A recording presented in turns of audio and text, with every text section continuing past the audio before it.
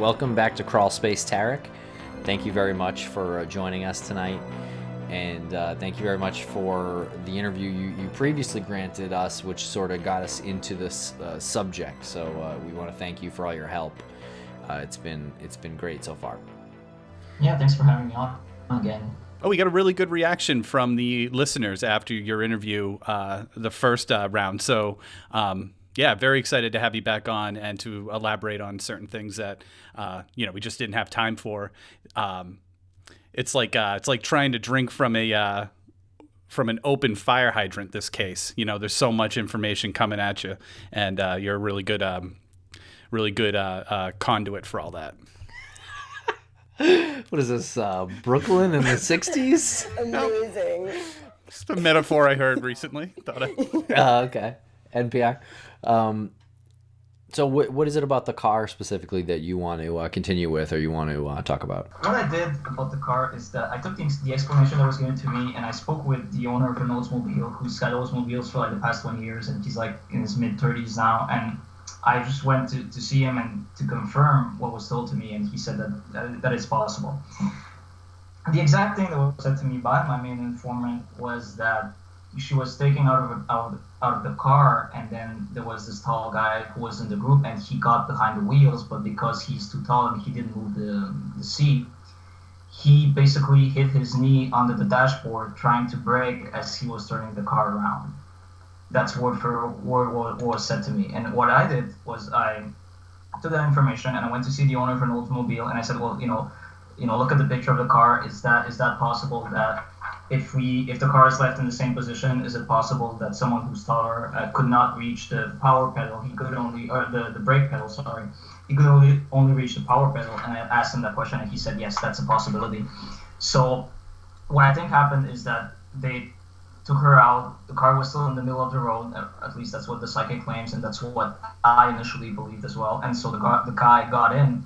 He swerved around the car in reverse mode, and then the car slammed in the barn and got stuck there. But I believe initially the plan was probably to get rid of the car, but since they crashed, they just left it there. So I agree with what Greg said, that it was probably staged and that they left the car there by accident. So that's exactly what I was told, yeah. I have two things. When you say the middle of the road, do you literally mean like the middle of that road right there, or the middle of the parking lot? No, I mean the middle of the road, like right when you go from westbound, when you go to East Berkshire from Montgomery westbound should I say, you go past the barn, and then that's the road where you're going on. But then you drop off, and then you're going on the eastbound side. But the car was going on the westbound side in the track. It was not in the middle of the road, like on the yellow line. It was really in the middle of the road, like literally on the road. It's as if you would pick someone from the street out of their car while the car is in, it's started up and all, and you just pick someone and you take them out. So yeah. Right. So in its own lane, it was in its own lane when when your theory is this tall person. So we're talking like over 6 feet tall. Is that what you're thinking? Yes. Break that whole scenario down. What happens on the side of the road? What happens in that lane? How does he get in the car? You must have it broken down in your head. I do have a pretty good idea. Okay. The only thing I want to say, and that's also kind of something that needs to be clarified, is whether there was a struggle in the car or not. Mark Harper said that there was a struggle that started in the back seat and ended in the front seat, or in the front seat and the back seat. Yeah. But anyways, he said there was a struggle, and he praised Detective Brian Miller, who I do believe did a good job in the initial investigation that was done on the case. But the issue that I have is that Brian Miller said that there was no struggle in the car, or there were no signs of struggle. So how does he determine that there wasn't a struggle, but then MJ and Mark Harper say there was a struggle? So that's just something that I wish we could clarify that. But when it comes to actually what happened with the car, and I asked the psychic about that, and this is what she told me. She says that on that night, Brianna got behind the wheels of her car. She got in, and she was driving. It was dark, and then she came in front of the abandoned bar, and she saw 3 men on the road. And she saw them at the last moment, so she hit the brakes quickly, and she stopped, and she was terrified. And because the side door it's an older car, so the doors don't close automatically when you reach a certain speed. And so what the psychic believes is that, or that's what she said that she saw, that's what she told me, is that one of those guys got in the car on the passenger side, got in the car, opened the driver's side door for another man to get in, and then there was a struggle, and then they managed to grab her out of the car while the car is still running in the middle of the road. It's on like parking mode, I guess, but it's still in the middle of the road. That's what the psychic claimed. And then what I believe happened is that for some reason that designed guy, the taller guy, got in behind the wheel, tried to probably, I guess, reverse the car, and it just swerved around and it hit the barn. The thing about the car is that the Oldsmobile is a really long car, and the road is it's not that wide. So I mean, if you want to do a U-turn on that road, it would practically be impossible. I remember going on that road even with my car. I wasn't able to do a U-turn. I had to go like in the field and then make a U-turn. So the only way that you can make a U-turn is if you go on in a field, or you drop in a ditch or something, or you go forward where the car is found. So I mean, I believe that he wanted to hit the power pedal, but he couldn't reach it because his, the seat was moved was moved forward, and what he did was instead he hit the brake, and the car just swerved around. And think of it like if you go on a space, like a closed space, like a parking, and you just, instead of hitting the power pedal, you hit the brake pedal, and you just go from you go from 0 to like 30 miles in like 10 seconds. That's probably what happened. And, that's what my informant said that the guy involved told him. And I mean, I have no reason not to believe that. I'm not saying that's what happened, but I think it's really hard for someone to make that up.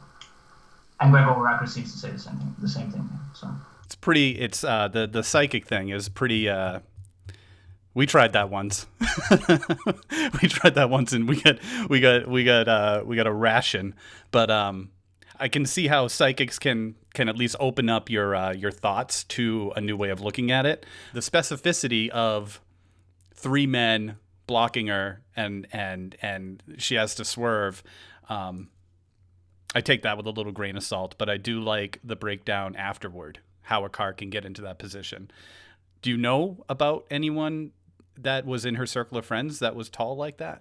Oh, I do know of one guy, but his name was not made public, and he's older, so I don't think he would be in her circle of friends, but he was involved in drugs, and I know for a fact that Brianna went partying to his house a couple of times before she went missing. I do have that information, so. But his name has not been made public, so I hope at some point we can talk about him, name him, and say this is what I know, but right now it's not something I could go into. Oh, so we're not talking about Ramon Ryans as the tall guy? Oh, he's okay. No. I sincerely thought that was who it was. I actually, going back to what Greg said, and I agree with him, I don't even believe, because the press and the police and everyone just focused on Ramon Ryans and Nathaniel Jackson. Well, I do believe that they know what happened, and they probably may have been involved in this, at least the disposal of her body, or making sure that things got into that things went in a way where people would forget about it and just carrying people off. I don't think they were directly involved. I think a lot of people that were involved have not been named, but these 2 guys, I don't think they were directly involved. I don't think Ramon Ryans was anywhere near the barn that night. No. Why is it that this person who is the driver, do you think, hasn't been publicly named? I don't know. That's something for the police to answer, maybe. But that's one of those things that if you Google his name or something, it's not, you won't find any links with this case. What about a criminal record? I did have a criminal record, but I'm not sure if it's the same guy. But I did have a criminal record in another state. So yeah, I'm not really sure if it's him though. But yeah, I do have the same name, and it's not really a common name. So I guess I just. Violent crime? It was a home invasion and assault. Sounds violent to me. Yeah. Is this in the same age group? What do you mean the same age? I'm sorry, was he around the same age as Brianna? Oh, no, he's much older. He's probably like in his 50s or even 60s now. Yeah, it's like the age group, like it's the age group at the time was anywhere from like 16 to as old as like 55. So there's no like you can't really narrow it down to like, okay, from 17 to 27, the age group is much older. Yeah, it's wider. Her car was pretty, I would say it was at least like 50 feet off of the road, and her belongings were strewn around, like an unlit cigarette, a water bottle, her jewelry. It makes it seem like she was extracted from the vehicle right in front of the barn where the car was crashed and not on the road. Well, the angle makes me think that the car exactly was swerved around back, but she probably hit the brakes past the barn, slightly past the barn, and then the guy got in the car, swerved around, and hit the barn. Yeah. Greg Overacker wanted me to correct everyone and say that it's a house, not a barn. Did Brianna smoke? Was that cigarette from her? She did smoke, pot occasionally, and she did, I don't think she was a heavy smoker, but she did smoke. I know she had cigarettes in her car, on her, but I don't know if that's her cigarette. I'm not really sure about that. Because I want to know if she carried cigarettes around or if. According to my main informant, when the car was left there, they, the perpetrators came back later in the night to like sweep out evidence and things like that. So maybe that's when someone, smoked and left yeah. But that was an unlit cigarette, right? It was unlit, yeah. And she was into mixed martial arts, right? And she was trained in martial arts. She had, I think, maybe like 4 or 5 year experience. Yeah, she was very good at martial arts. Yeah. Which she couldn't have been a heavy smoker, because that is very difficult to do if you are a heavy smoker. I don't know. I don't think she was a heavy smoker. I think she experimented a lot, but experimenting and being a heavy smoker, there's a fine line between the two. I mean, it's not. I don't think she was a heavy smoker. No. Whoever had that cigarette had to have had cigarettes on them in a position where the cigarette drops, either if they're about to smoke or behind the ear or something. They're ready to smoke that cigarette. If she's not a heavy smoker, then they're probably in her glove compartment. She's not about to light a cigarette. It doesn't seem to me that somebody who first of all, it's nearly impossible to do any martial arts and be a heavy smoker. It's just not. You choose one or the other after a period of time, because you just can't do it. To be a heavy smoker, I see Tim saying, but no, I'm saying no. I'm saying a heavy smoker, someone who would. I just pull know out that a we're cigarette. Gonna get emails but about it. I know people who will not smoke for months, and then something stressful happens, and they start buying packs of cigarettes for a couple of weeks. So sure, yeah, I don't know. I just think for it to be unlit and for it to have been out so that it was amongst her belongings that came out of her car, it seems like someone was about to smoke a cigarette or was planning on smoking a cigarette before the struggle ensued. That's at least what I surmised from it. Yeah, I mean, she was trained in martial arts, but we're talking about, fighting off at least 4 or 5 men on a dark road in the middle of winter when you're in a car. That's not really easy. And the other thing I want to say is that, what the psychic told me is that one of the men had a rifle. And, when they searched the house on Reservoir Road, they found a rifle. Had a what? A rifle. What I was told, or what the psychic believes in, is that one man had a rifle. Or, probably a few had some weapons of some sort, just in case things didn't go wrong. But things went so well for them. They didn't have to shoot at the car. They didn't have to hit the car. Things went perfectly well. So there was some form of planning there.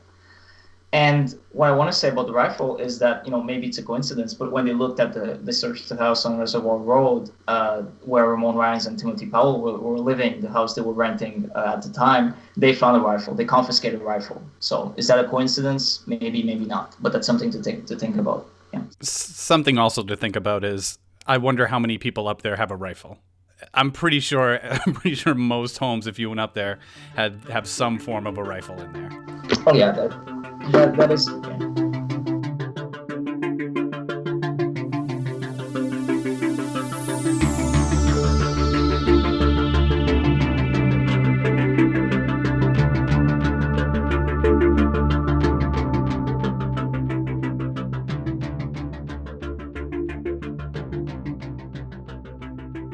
So with your theory, what would the motive have been? I think it's a combination of her knowing a lot and maybe trying to get away from the group to like get her life back on track, trying to go to college part-time, starting her second job that she was supposed to start the next Monday. I think it's a combination of her knowing too much, wanting to get away, and then being scared that she would, out them or say something to the police or to someone, and then it would snowball all the way to the police. It's a combination of that, and I think it's also a combination of perhaps there being some sort of not a drug debt, but maybe some sort of drug deal gone bad in which she was involved. Maybe, not purposely, but she was involved in that. So that's something to think about. Yeah, it's a combination of at least two factors, maybe even three. Yeah. But why her specifically? I think it's not really fun to say that, but I think she wasn't as submissive as some of the other girls with the drugs and the people. Yeah. What do you mean she wasn't as submissive as some of the other people? So that's something that... Well, I think it was a combination of maybe men wanting more control over her, and she was really not, according to her parents and from what I was able to kind of get a little bit in her mind, she was not afraid to say what she wanted and to really stand up to people. And I have actually in my notes an account of when there was that party in Richford. There was a guy who tried to have sex with her, and she said no, and she ran away. And she that in that sense, she wasn't afraid of speaking up and saying this is not what I want, and maybe that's something that bothered them over time. They were like, okay, this is getting ridiculous. We have to deal with that. Has it ever crossed your mind that with all of the investigation into her case and looking at her picture, you formed sort of your image of her? And you are trying to make her world in your head fit your image? Well, yeah, but I'm not biased, and I'm not going to pretend that she was perfect. Nobody is, and I've found things out, just a couple of weeks ago that did kind of change a little bit my image that I had of her. But obviously I could relate in some way with the whole, the bullying thing and being kind of ostracized by your parents, or well, not ostracized, but like, wanting more independence and, being young. I do have an image of her that I've had for a while, and it changes. Like my theory, I learn new things every week, so it's something that changes over time. But what I would say about her image is that it's a good image, but I'm not going to be biased and, say that she was the all-American girl and flowers and butterflies everywhere. No, there's a psychology aspect there that needs to be taken into account, and it's not always pretty. But my job as a journalist is not to judge her or point fingers or say, oh, she was like this, or she wasn't perfect. She made mistakes, but she's a 17-year-old girl. She's a human being, and it's not. I have my own image of her. I think it's pretty positive, but at the same time, I don't think that's something that, whatever I find, it would really take something huge for me to change the perspective that I have of her. Yeah. Could you tell us some more about the evidence that's been presented to support your theory that she was planning on coming forward with some damaging information about these people, or was involved in a drug deal gone bad? Well, the drug deal gone bad is the information I got from a private investigator I'm working with. So he also says that's what he believes. But then I looked into it, and it does make sense to me. And in a more concrete way, what I believe is that maybe she was fronted money for drugs, and then she got ripped off, and maybe they kidnapped her to find out where the money or the drug went. That's a possibility. That's something I thought about. That's what the private investigator I spoke to claimed. I could really go deeper into that. I'm not even sure what I said now is something I can say, but that's a possibility. I'm not saying that's what happened. I'm saying maybe there was a kind of an exchange, and they wanted to find out if she took money or if she took the drugs, and they wanted to make her talk, so they kidnapped her. And they also were afraid that she was moving away. So it's a combination of both events. How much money justifies like murdering somebody? The amount of money is also something that's frustrating, because all the people I spoke to about the amount of money, nobody could give me the same amount. Some people said $50. Some people said that she had tremendous debts. Some people said it was $5. I had an informant who said that she stole 15 grams of cocaine from them, and that's why they killed her. And there's no concrete evidence about that. There's just a lot of speculation, but there's no concrete evidence. But someone in that area knows exactly what this is about. Yeah. Who, I don't know, but someone knows. The 15 grams of coke one sounds the most likely. Because, so just thinking about her financial dealings. All that we know of it is from what we've heard of from Greg, saying she did not have a lot of money.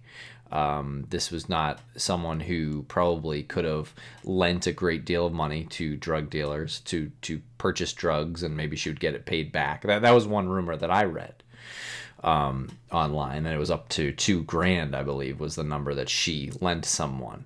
But this is a woman who had 2 uncashed paychecks in her car. She was working a dishwasher job. You know, a lot of people working dishwasher jobs don't just have $2,000 to lend to their friend for drugs or for anything. And she was about to start another job. So that, you know, $300 or so that was in her car in uncashed paychecks, it's a lot of money to her. That's a lot of money to me right now. Yeah. Same. I want to build on what Tim was just saying there. No, that stands alone, what I just said. It does stand alone. I mean, but I can't, no, but I can stand on your shoulders and call myself tall. Okay. This is Montgomery, Vermont, right? In 2010, the population was like 1,200 people, right? This is not a big town. That was 2010. So we're talking that this community, Franklin County, doesn't even have like 50,000 residents. It's about 30,000 residents, 21,000, I think. Back then. No, today. Right. I can check, but I think it's today that it has about yeah. Anyways, it's not a big county. Yeah. So I mean, you're talking about an area.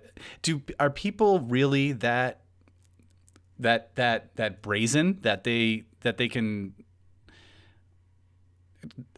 coordinate something like this in such a small area?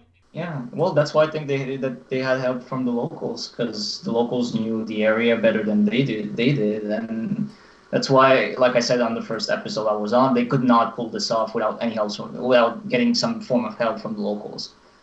And I don't want to say that some of the locals have blood on their hands. I'm not going to go that far, but you know, some people, I'm not really sure if they have a clear conscience or not, and yeah.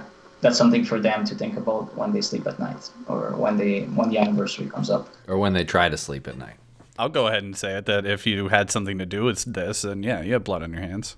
Some people there know things that, and it's not just me. I mean, a couple of months ago, they were on the Brianna Maitland Facebook page, not the Facebook group, the Facebook page. You know, the administrator said locals know what happened, but they're content with keeping the culture of silence. Well, I will say this, though. If you check at the family missing page, and this is coming, I believe, from Bruce Maitland, I just want to read what he said, and this was after I was told that he wouldn't let people on the page. This was in September. To all those who visit the other Brianna Maitland website, so this is the one that we talked about, please be aware it is run by someone who doesn't know Bri and is doing it in spite of the family's objections and has blocked me from the site. Please take to the time to voice this on the other side. Thanks, Bri's dad. So Bruce Maitland wrote that on which site? The Brianna Maitland missing family page, which is kind of like, there's not a lot of activities. Once in a while, Bruce Maitland writes a message or something like thanking people or saying, I remember Brianna because I saw this and it makes me cry or whatever. Yeah.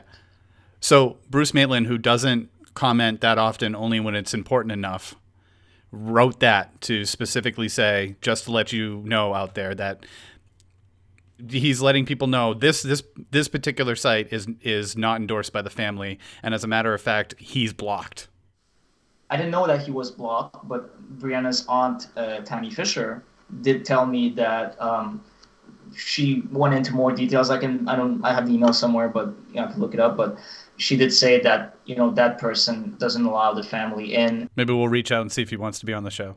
That'd be great. I think a lot of people should be on your show that could explain things that need to be talked about. Yeah. Yeah. One thing that, one of the many things that we've learned from doing Maura's case is that perhaps I don't know, speaking for myself, perhaps I was a little too delicate with certain situations, and perhaps you do need to be a little bit more aggressive. I'm not saying anything illegal or doing anything, you know, slanderous or any libel, but hey, I mean, if your name's out there and you have a website that's dedicated to Brianna and it's a disappearance website and you block the father, then why aren't we going to reach out to him? Why aren't we going to say that you put it out there? You put your name on social media. It's out there, you know? There's a lot of weird things going on in that group. I mean, Chloe showed me some conversation where, Katie Manning, who we have to talk about as well, maybe today, maybe some other point, but said that she was in prison with Debbie Gorton, and that she said that, Brianna's body was wrapped in plastic and kept in the basement for months, which is, to me, complete BS. I mean, but it's out there. It's being said. So, it's a game of cat and mouse. Who's saying the truth, who's not, Did the name Jorge Soto came up in your research? He's the one who was saying that he was bragging that he was involved in Brianna's disappearance, but people think that he was just trying to make himself look dangerous. Like, he had a reputation for killing a puppy at a party. So just a really disturbed person. But I think that people have come to the conclusion that he was just trying to look dangerous and that he wasn't actually involved. Yeah, he's a Puerto Rican drug dealer from Springfield, Missouri. And he was, I think, 32 years old at the time. And one of his compatriots, I don't know, I'm just missing my English. Anyways, one of his associates, Donald Soto, actually committed suicide shortly after Brianna went missing. I think it was on her, I don't know if it was on her anniversary or something, but there was a story about a guy overdosing in Florida on Brianna's anniversary, October 8, 2005. I don't know if that was Donald Soto, but that information is out there as well. So that if someone wants to blame me for that, they can't, because the information is online and it's easy to find that quote online. I don't know why there seems to be such a big mystery around Joker when there's no mystery. I mean, if you type his name, you're going to find at least maybe 2 or 3 articles that talk about him, give his name, and say, what he was doing, what he was involved in. And, one of the locals in Richford did tell me that the story goes that, what she says, I don't think that's the case, that's what she says, is that the story goes that Brianna owed him money and that he was the one who killed her. This Joker character. Yeah, Jorge Soto, yeah. Also makes no sense to me, because if you kill someone, they can't pay you back. No, I know. That's why this is so frustrating, because I have so many details. And I don't have a motive. I have a couple of motives, but I don't have a clear motive. That's one of the things I wish. I to really me, regret. The only motive that makes sense, that they were looking to harm her and not just find a way to get money from her, is that there was some sort of personal conflict there as well, some sort of serious personal animosity. One thing I will say though, and it's being said a lot in the media. The private investigator I work with said that. One of her friends told me that. And other people told me the story that goes is that she was accidentally overdosed. Not at the party in Richford, but that when she was taking, she was accidentally overdosed. Now, the problem I have with that is that, to me, it can be accidental. If you take someone, you abduct someone at gunpoint, you take them in a basement, what are the chances that that person is going to make it alive? None, to me at least. Because if you take someone to the basement, you torture them or whatever, you assault them or hit them or whatever, or you drug them up, if you free that person, there is no way that they won't go to the police to complain. So the whole accidental overdose, I'm not buying it. I think she was overdosed. I don't think she was accidental. I think that they knew once she was in that basement, they knew that she wasn't going to make it alive, and probably that she probably knew it too. I mean, so the whole accidentally overdosed, I'm not buying that. I think she was overdosed. I don't think it was accidental, because either... Well, what I was said is that she there was a syringe with heroin and they kept shooting her up, and at some point they hit the heart and she, mouth started foaming and she died, and then they took the body, disposed of it. But the issue I have with that is that it can't be accidental, because if you shoot someone up with heroin, at some point you're gonna kill them, so it can't be accidental. Just my opinion. No, that's straight up murder. Right, and then why do you take the person if you weren't intending to kill them? You abduct them at gunpoint and not intending to kill them? Injecting them with heroin against their will. There you go. I mean, it's there's no way that she was going to make it out there alive. There's no way anyone in that situation would make it out there alive. I've never heard of a missing persons case. And, we can think, for example, about the Brittany Drexel case, which is a little similar to Brianna's case, where she was also taken into the basement and, she was, kind of tortured, trafficked, whatever, and then she ended up being killed. But I've never heard of a case where drug dealers took someone in the basement and let that person go. Not if that person escaped, that's a whole different matter. But I've never heard of a case where that person was let go. Never. So it's not accidental. To me, it's not accidental. We can talk about the motives, obviously. We can talk about whether it was planned or not. But to me, she was overdosed and it wasn't accidental. It wasn't intended, maybe, but it's not accidental. Yeah. Sorry. You're very specific about basement. Talk to us about why are you so specific about a basement? 2 basements. 2 basements. 2 basements, maybe even 3. I'm going with 2 for now, but what? See, those are the 2 things I don't know, and that's really frustrating for me. As I don't know exactly where she was taken, and I don't know the motive. Those are the 2 main things I don't know.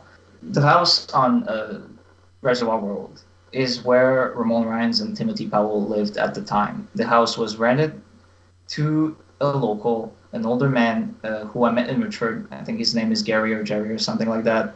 I asked him, and he said that he didn't remember who he owned the house to, which is BS to me, but I didn't want to confront him. It wasn't a good moment. So what I believe they did that night is that they took her to that basement. And then at some point, there was rumor going on that she was, or at least that's what my main informant says, that there was a rumor going on that she was there, and they didn't want cops to catch them, so they took her from that basement to another house, the house of a drug dealer, where they kept her in that second basement. Then they killed them there, and then they disposed of her body on the farm on Tyler Branch Road in Enosburg Falls. Because I know that you don't want to reveal anything that might compromise the work that you've done thus far, but I'm just curious, since we don't know your informant, I guess I'm just concerned that he's relaying information that he heard that might have just been a rumor. Like, were you able to find ways to corroborate his accounts, aside from what he just said? I was, and I spoke to 2 of Brianna's friends who gave me information that fits in nicely with what he said.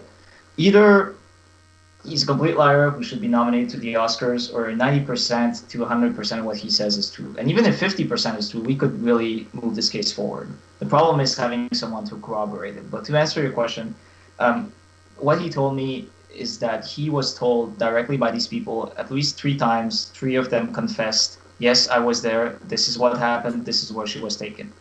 One of those confessions happened at that pub in East Berkshire I told you about. The other confessions, I don't know where they happened, but he did it, and the more I talk about this, the more I realize the consequences. But he claims that these people trusted him. They trusted him with that information. They told him that information, and for some reason, he either couldn't keep it to himself, or someone find out that he had that information, and he went to police and told them. Now, the issue here is that we can't corroborate that 100%. But I looked into what he said, and he really went into details, how she was killed, what they said, what the reaction of the people were, where the farmhouse was, where she was disposed, how she was disposed, who was there, what was the pickup that was driving her, what was the model of the car. And those are all information I could corroborate. The problem I have is that I don't have anyone who can back that up right now, and we need someone to back that up. But I trust him because I've been able to back up everything he said, and I have no reason to think he's lying to me. I mean, either he's a professional liar who should be nominated for the Oscars, or at least 60 to 100% of what he says is true, and I believe it is. I trust him. Not completely, but I trust him. I have a problem with his timing a little bit. I don't agree, because he says that she was kept alive for 3 days. Not really sure about that, but most of the other things that he said make sense to me. It makes sense. It just makes sense. I just look at whether something I'm being told makes sense, because I was told information by people that to me didn't make sense, and so I've kept it, in the locker, and I've kept it in case someday it turns out that it makes sense. But what he says makes very much sense, unfortunately and unfortunately.